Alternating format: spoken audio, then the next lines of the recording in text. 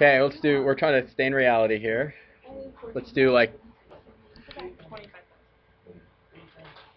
how about 20,000? That's the MSRP. What interest, did you actually look this up? Did you find an interest rate? What interest rate do you want to use? 4.25, okay.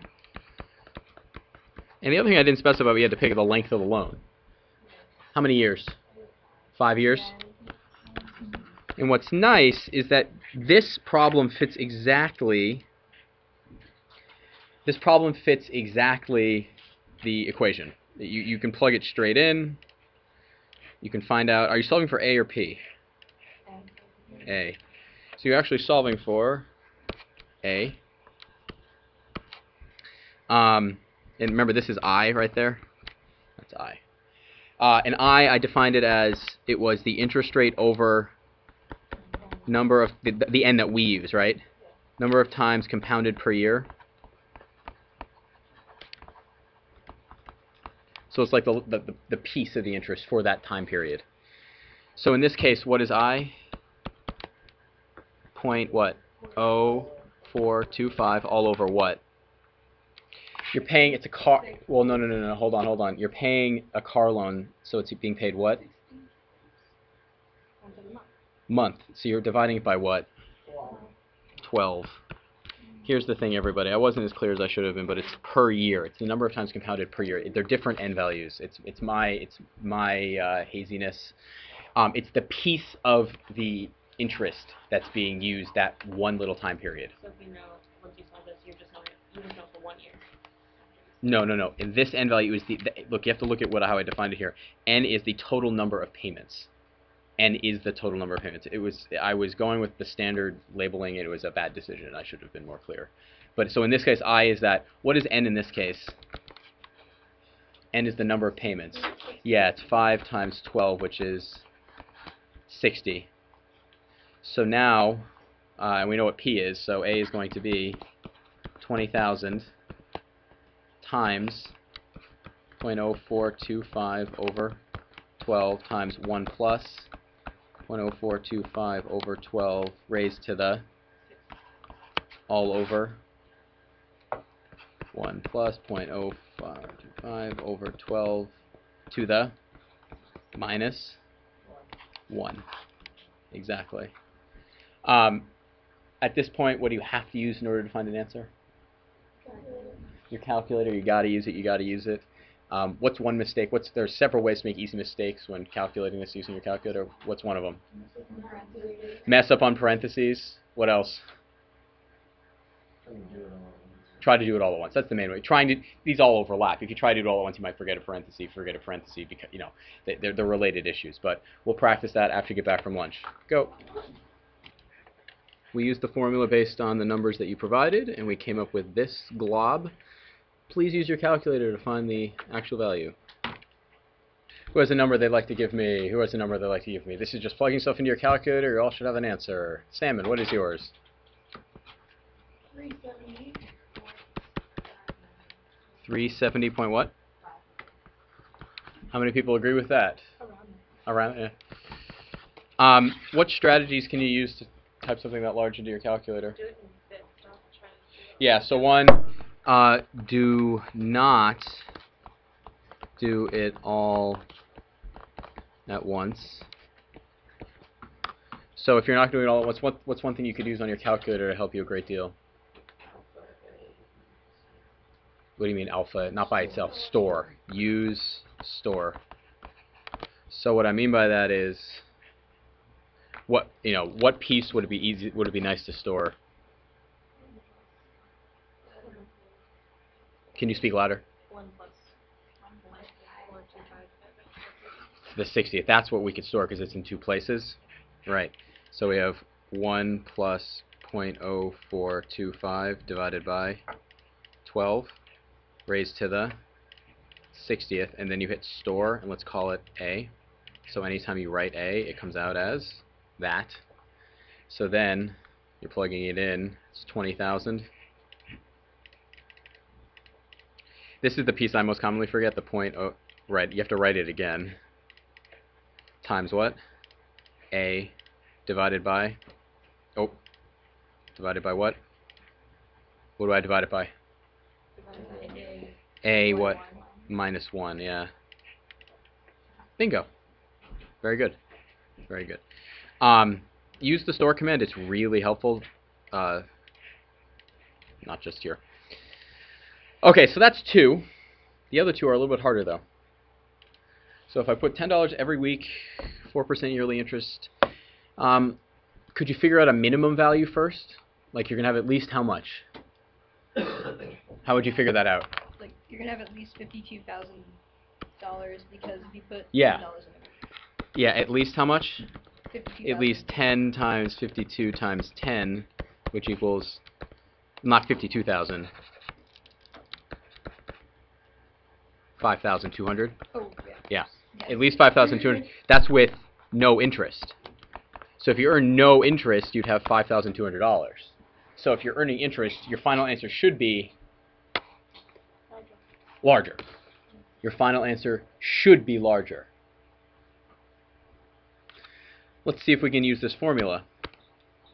So again, what are we solving for this time, though? What? You're solving for p, right? Well, you think you're solving for p at least. And again, remember this is an I value. Sorry. So what's our a value? What's our I value going to be? 25 over what? Which is? Wait, why is it 52. Oh, not 4. It's 4%. Sorry, I was using the last. Yes, so 0.04 over what? 52. So 0.04 over 52 times 1 plus 0.04 over all over 1 plus 0.04 over 52 to the, we have to do that part there, minus 1. And remember, this type n is how many times, the total number of payments? The total number of payments. This is a different n value. So how many total payments are there? What? 52 times, which is what? 52 times 10 is what, everybody? There you go. And there's a p standing right in front of there, right? So everybody do this for me. Solve for p. Use your calculator, solve for p. I want independent verification. Let's look at a simpler situation first. Instead of trying to do 520 compoundings, let's do a certain amount. So let's say you're going to put some money into account for, let's say, 6 months. How much are you going to put into the account every month? Okay, these are arbitrary numbers. You can just make something up. Anybody. $115. 6 months. 6 moths. What's our interest rate going to be? What? 3%? And we're going to put in $115 at the beginning of every month. The beginning of every month. Makes the math a little easier. So if we made 0% interest, how much money would we make?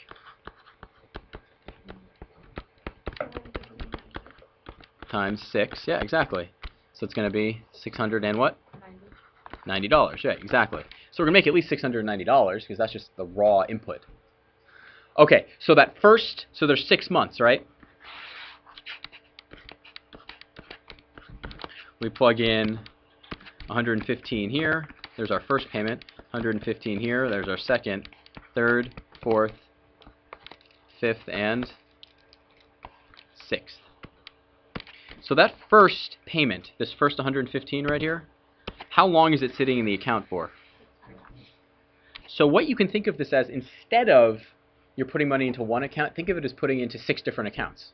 The first account you put $115 in, it just sits there for 6 months. What's the second account? $115 for 5 months. Same interest rate. Does it matter that I separated them out into separate accounts? No, it doesn't, because think about it this way. If I put $100 into an account earning interest, and I put $200 into a different account earning the same interest rate, are you going to earn the same amount of money as if you put them together into one account? Yes. Yeah, you are. You're going to earn the same amount. Look. For example, let's say you had a certain amount. I'm going to do this real generally for you. Certain amount P, and you went into some account for a certain amount of time. That's how much you'd have out, correct? Right? Well, let's say you had a different, like, there's your first amount, your principal 2. Well, it's the same account for the same amount of time, so you multiply by the same thing. What can you factor out of each of these? You can't factor out p. These are different numbers. 1 plus r to the n. So what do you get? 1 plus r to the times plus p2, which is the same thing as putting it into one account. So can you separate these things out into separate accounts? Sure. So this first, that first, see the yellow right there? That's 6 months. It's in there for 6 months. What's the second one in there for? 5 months. And what's the third one in there for? 4 months. Right? So if you put $115 into an account for 6 months, earning, what did we say for interest? 3%? It's 1 plus 0.03 over what? It's monthly. It's monthly, so it's... Isn't it for 12. just 6 months? Kids, remember this? Remember this? A equals P times 1 plus R over N to the NT? No, that's what I'm using right here. I'm sorry. There you go, like this. This is what we're now using right here. Okay? So it's 0.03 over what? Because it's monthly? 12. And how many months? 6. So that's the first. This right here is the first payment. The first deposit. What's the second deposit going to be? 115 times what? Same thing, but to the what, Pang? To the fifth. And what's the next one going to be?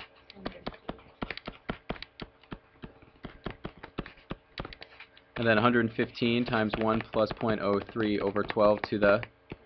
Then 115 times 1 plus 0.03 over 12 squared. And then 115 times 1 plus 0.03 over 12 to the... To the what? First. Exactly. Okay, so if we add that all up, what's that going to represent if we add this all together? If we add them all together, what does that represent? Amount in the account. Exactly.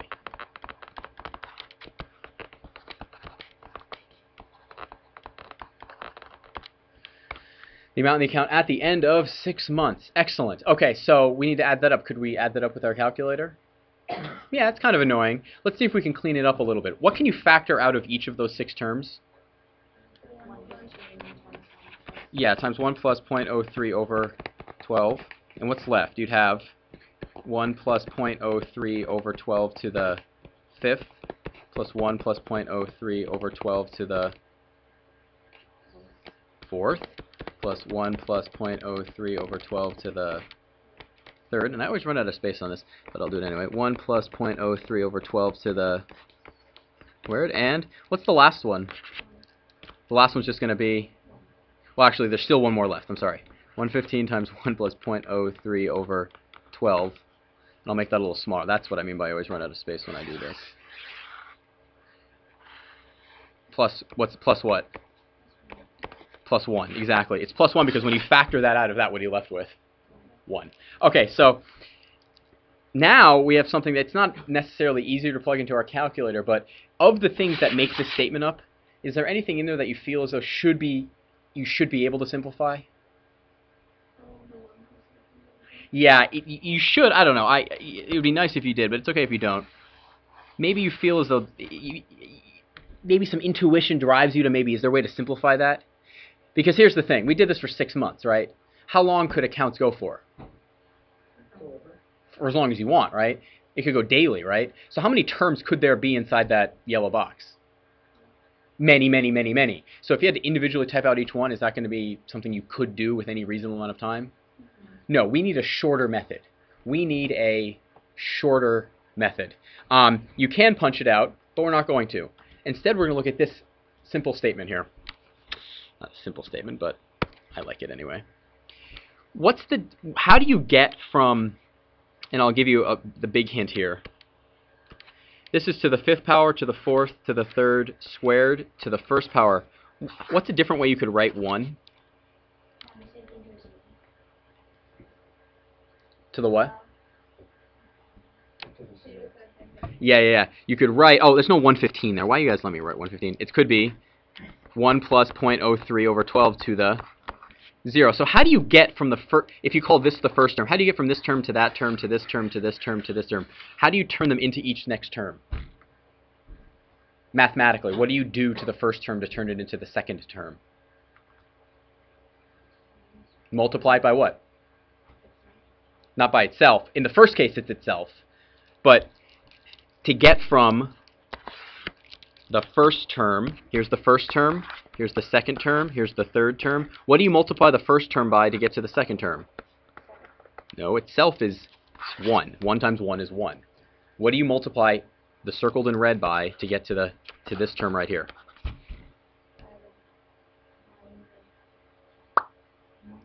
1 plus 0.03 over 12. Yeah. How do you get from here to there? The same thing. What can you tell me about the ratio between each of these? The ratio of consecutive terms is always going to be the same. You see that, everybody? So what you have here is you can think about it like this. You have your first term. In your second term, you multiply by ratio r. To get to your third term, you multiply by r again. So what's the next term? AR. Next one is to the fourth. And how far could you go? You could go as far as you want. Could go very far. In this case, what's our a value? In this case, what's our a value? What's our starting value? To the 0 is our starting value. So what's the simple way of writing our a value? Anything to the 0 power is 1. So in this case, a is 1. Can someone tell me what r is? What's the ratio? Yeah, that's the ratio, because to get the next term, what do? You multiply by that ratio. What are we looking for? We're looking for the sum of all of those. And let's go all the way. How far do we want to go? A times r to the n. N times. How big could n be? Big as you want. Big as you want, right? Huge. Enormous. That doesn't seem to help us too much. I mean, that's a general series. This is called a geometric series. Now still, how many terms do we have? We have n terms. Is that super helpful if you're typing it into your calculator? No. We want to take those n terms and we would like to do what? We'd like to push them together. If you have two things that are equal and you multiply the left side by 5 and you multiply the right side by 5, the resulting statement will also be equal. It will also be true. So if you multiply one thing on the left and you multiply by the same thing on the right and it's not 0 or something weird, there are exceptions, I guess, it's going to be still a true statement. Could I multiply both sides by pi if I wanted to? Yep. Alan, put that away before I take your bag and never give it back to you. Thank you. What am I going to multiply by both sides? It seems like one of these magical steps. I'm going to multiply both sides by r, and I get this. rs equals, if I multiply everything here by r, what does the right side become?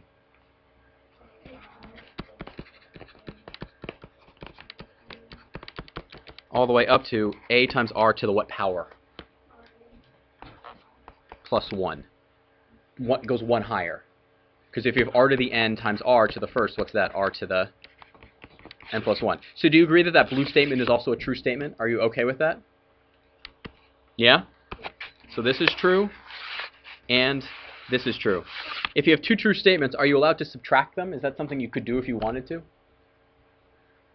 Can you add and subtract equations? Yeah, you've done that before, right? These are equations, so can you add and subtract them? Let's subtract. What does the left side become? If I subtract this from rs from s, you get s minus what? S minus rs, exactly. S minus rs equals. Now look at the right-hand side. What happens when I subtract?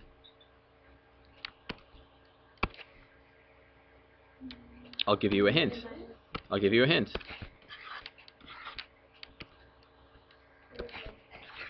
Close, very close. What happens? Those go away, right? That goes away. But what? So what do you get? A minus what? You're subtracting. Nope. AR to the n plus 1. Does AR to the n plus 1 exist over here? No. So what's left? The only things that are left are this and that. So what do we now have? S minus RS equals A. Doesn't look like it's helpful. We want to know what the sum is. We want to know what S is, so we need to isolate S. How do we isolate S? So S times... What can we factor out of the right just to make it a little more simple? If we want to isolate S, what do you have?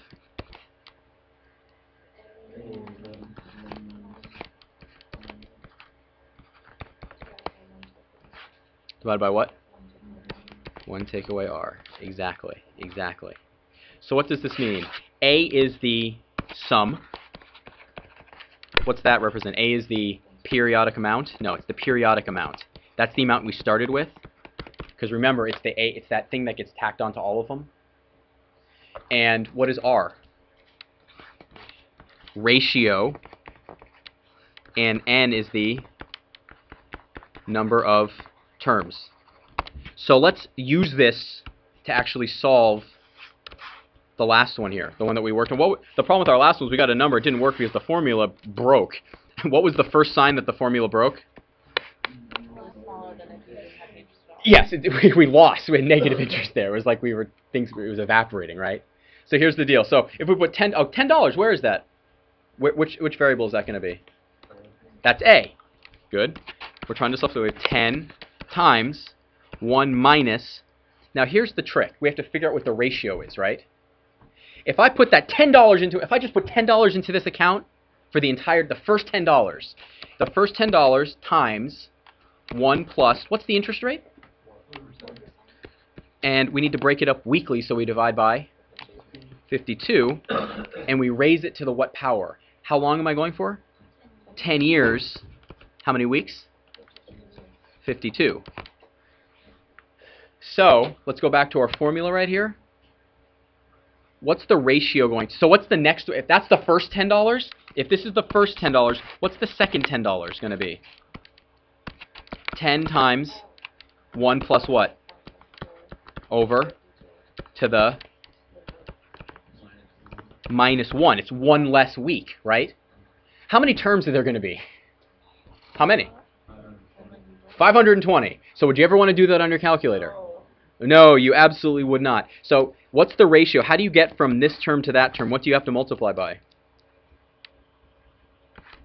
What's the ratio? 1 plus 0.04 over 52. And we have to raise that to what power? Remember, we have to go to the n plus 1 power. So 500 and what? 521 all over what?